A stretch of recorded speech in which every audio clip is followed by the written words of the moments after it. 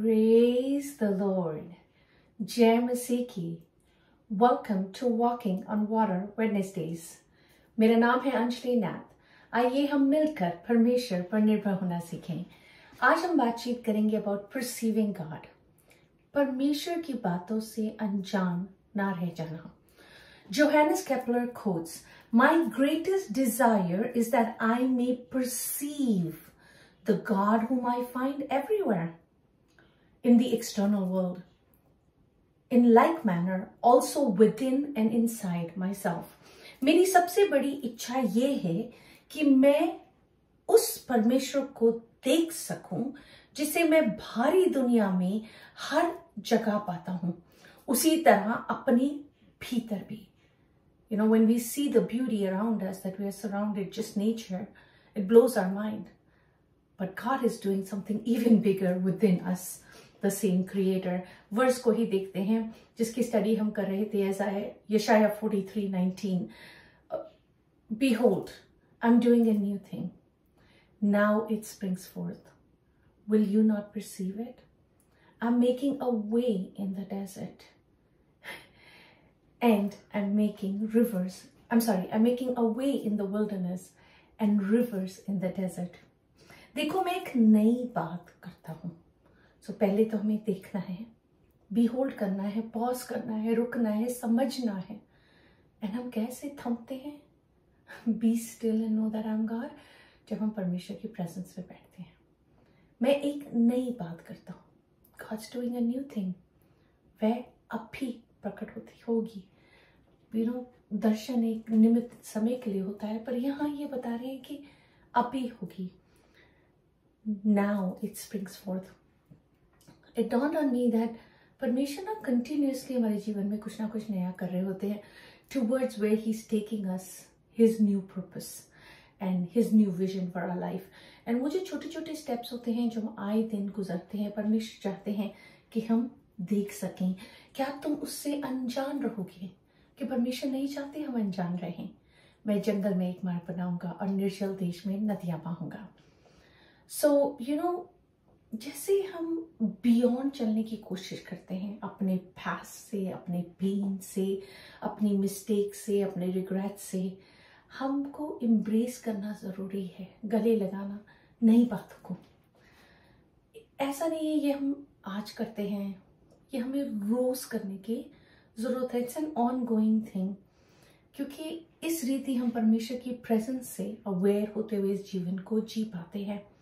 हम अपने हृदय को खोल पाते हैं, रिसीव कर पाते हैं. कभी कभी इस चीज को एक्सेप्ट करने के लिए हमें चेंज को भी एक्सेप्ट करना पड़ता है. एंड how, क्योंकि you know how the Bible says, trust in the Lord with all your ways, with all your heart, in all your ways acknowledge him and he will make your path straight. हमें परमेश्वर को acknowledge करना, परमेश्वर के हाथों में सब कुछ देना बहुत जरूरी है. जब भी परमेश्वर काम कर रहे होते हैं हमारे जीवन में, कुछ अनफोल्ड कर रहे होते हैं अपने प्लान को, हमें इन ट्यून रहना बहुत जरूरी है. मरकुस 4:12 बखूबी परसीविंग के विषय कहते हैं, इसलिए कि वे देखते हुए देखें और उन्हें सुनाई ना पड़े, और सुनते हुए सुने भी पर उन्हें समझ ना आए. ऐसा ना हो कि वे फिरे और क्षमा किए जाए. That's what the devil wants. कि हम इतने बिजी रहें कि हम सुने तो सही यहाँ परमेश्वर कुछ कर रहे हैं, पर समझ नहीं पाए, क्योंकि हम स्टिल नहीं हो रहे, हम बिहोल्ड नहीं कर रहे, हम देख नहीं रहे, हम वो समय नहीं दे रहे परमेश्वर को कि वो रिवील कर सके कि वो कर क्या रहे हैं. क्योंकि जब विश्वास हमारे हृदय में आएगा तभी तो हम उस ब्लेसिंग को रिसीव कर पाएंगे. आइए आज हम इसी विषय में आइए हम परसीव के दो पहलू को देखते हैं, positive and negative. The meaning of perceive is the ability to see and understand spiritual truths. आध्यात्मिक सत्य को देखने और समझने की क्षमता.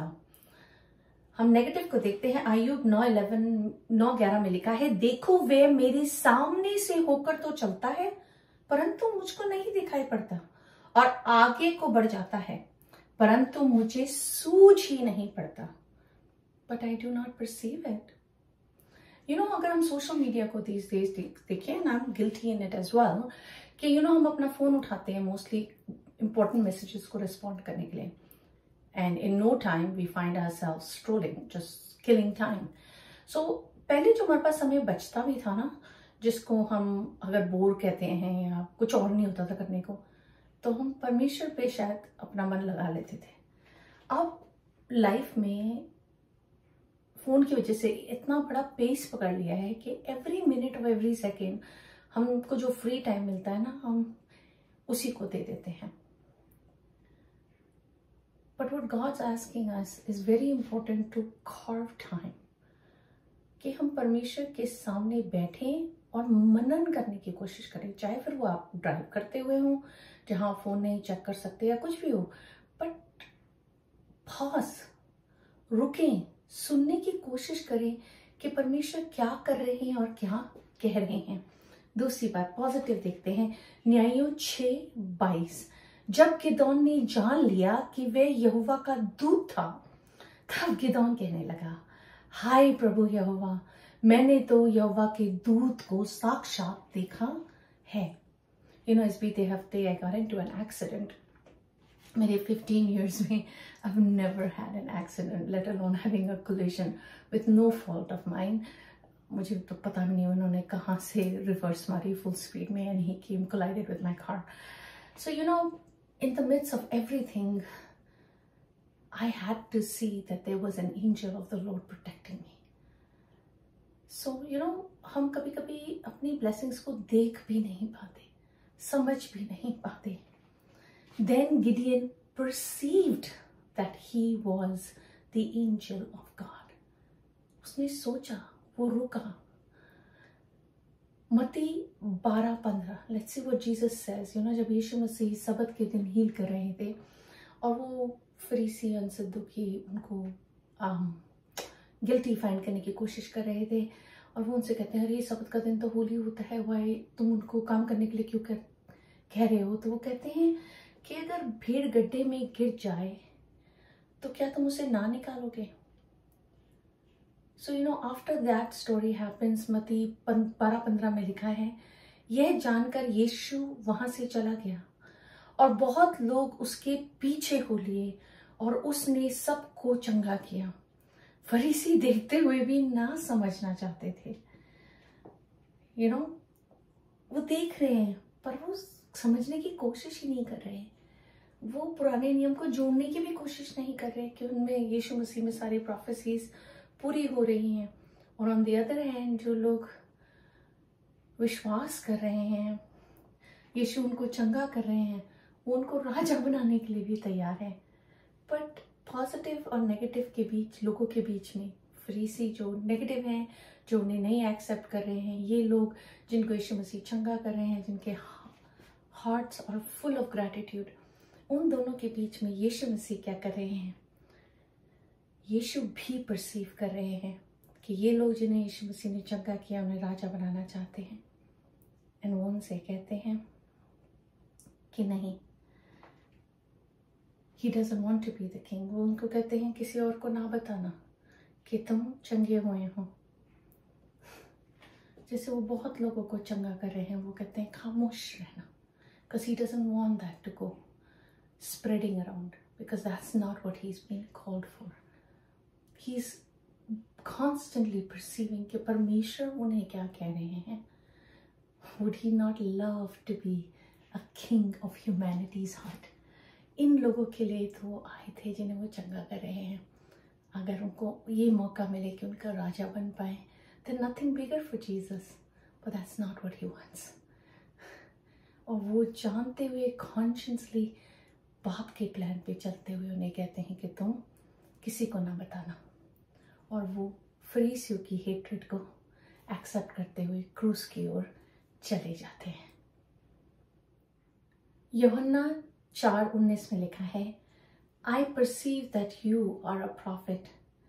हे प्रभु, मुझे लगता है कि तू भविष्यवक्ता है।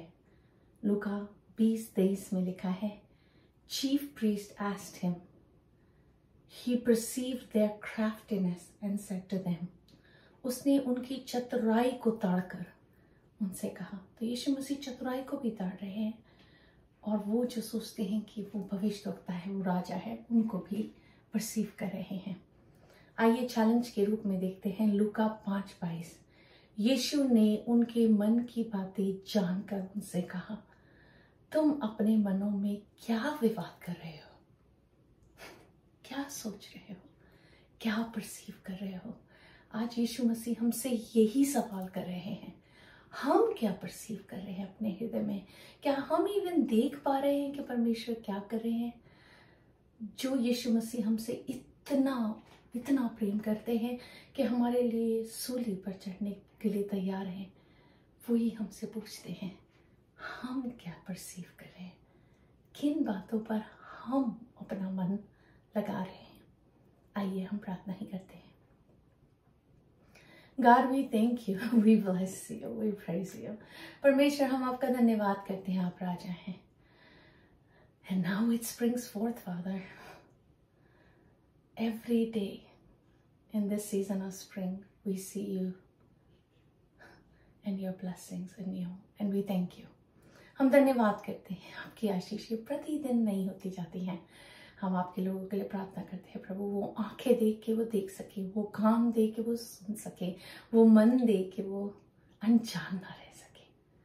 प्रभु, अपने लोगों को आशीषित कर और एक नई सीढ़ी उन्हें दिखा प्रभु, एक नया मार्ग उन्हें दिखा प्रभु, जहाँ सब कुछ प्रभु जी पैराडाइज जैसा हो, सुंदर हो।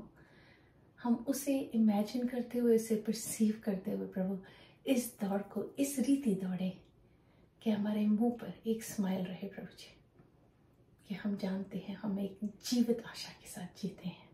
हर चीज में, हर बात में आपको धन्यवाद देते हुए आदर महिमा इस जलाल केवल और केवल हमारे राजा यीशु को मिले। यीशु मसीह के नाम से मांगते हो, सुन और दया से ग्रहण करें। आमीन। God bless you. Stay blessed. Stay safe.